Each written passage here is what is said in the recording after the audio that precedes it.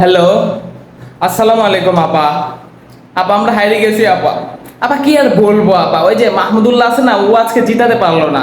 ও ছেলেটা প্রতিদিনই জেতায়, একটু বয়স বেশি হয়ে গেছে, একটু জেতায় প্রতিদিন, তো আজকে পারে নাই। কিন্তু আপা ওই যে লিটন দাস আর মাহমুদুল্লাহ আছে না, ওরা কিন্তু অনেক অসাধারণ খেলেছে আপা।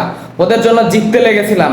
বেশি রান ওরা টার্গেট দেয় নাই, মানে তাও আমরা জিতে যেতাম যদি মাহমুদুল্লাহ আর একটু ভালো খেলতো। আর যে লিটনদের কথা কি বলবো আপা, ওরা তো প্রতিদিনই ভালো খেলে। তো আজকে একটু খারাপ খেলেছে, এই জন্য আর কি সব মিলিয়ে হয়েছে।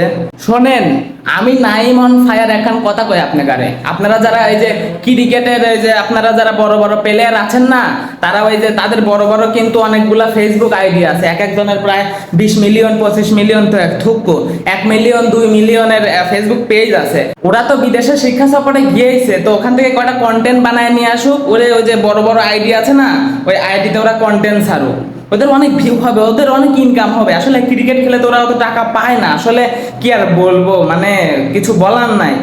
এত কম রানে টার্গেট দেওয়ার পরেও যে হেরে গেল। তো আমি ব্যক্তিগতভাবে একটা পরামর্শ দেবো বাংলাদেশ জাতীয় দলের টিমের যে প্লেয়ার গুলো আছে সবাইকে, মানে আমি ছোট ভাই হিসেবে একটা পরামর্শ দিতে চাই, আপনারা নিতে পারেন। আপনারা যাই যে জনপ্রিয় খেলোয়াড়, জনপ্রিয় মানুষ, আপনারা আপনাদের কিন্তু অনেক বড় বড় ফেসবুক পেজ আছে। যদি আপনারা এগুলো কন্টেন্ট ক্রিয়েট করেন, অনেক টাকা ইনকাম করতে পারবেন।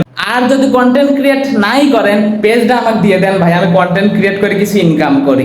আপনারা জ্বালায় আর বাঁচলেন না। আমার একখানি কথা, এই কৃষি প্রধান দেশে ক্রিকেট আনছিল কোন বুকাসুদা? হ্যাঁ, ওই বুকাসুদাকে আগে ধরার দরকার। এই তো কৃষি প্রধান দেশে বাংলাদেশে ক্রিকেট আনবির কইছে কিডা হে? তুমি বোঝো না, এরা হচ্ছে ধান লাগা খাবি, পাট লাগা খাবি, এটাকে ফুটবল ভলিবল ওই যে ক্রিকেট খেলি খাবি। তোমার দোষ ভাই, তুমি যেই হও, ব্রিটিশ হও আর নিটিশ হও, যেই হও তোমার দোষ।